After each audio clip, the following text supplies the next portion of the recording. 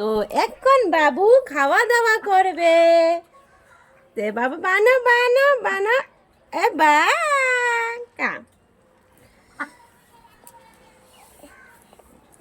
এর আগেও আমি একটা শর্ট ভিডিও করেছিলাম, সেখানে বলছিলাম বাবু যখন আমার 8 মাসে ছিল তখন তোমাদেরকে বলেছিলাম যে বাবুকে কি কি খাওয়ানো উচিত কি খাওয়ানো উচিত না।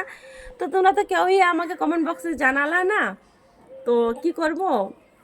তো সেই জন্য নিজে এখন যেটা পারছি সেটাই করছি।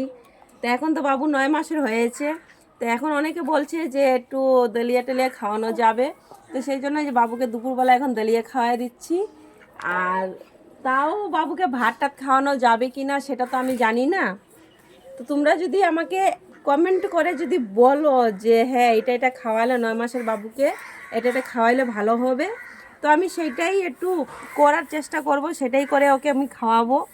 কেউ একটু জানালে বেশ ভালো হয়। খেতেই চায় না, এই প্রথমে একবার নিয়েছে, এখন এই যে মানে নাটক শুরু হয়ে গেছে। বাবা জল কই, জল জল দেখি দেখি দেখি দেখি দেখি, এই যে জল, এই যে জল। এইভাবে করে খাওয়াতে হবে, কিচ্ছু করার নেই।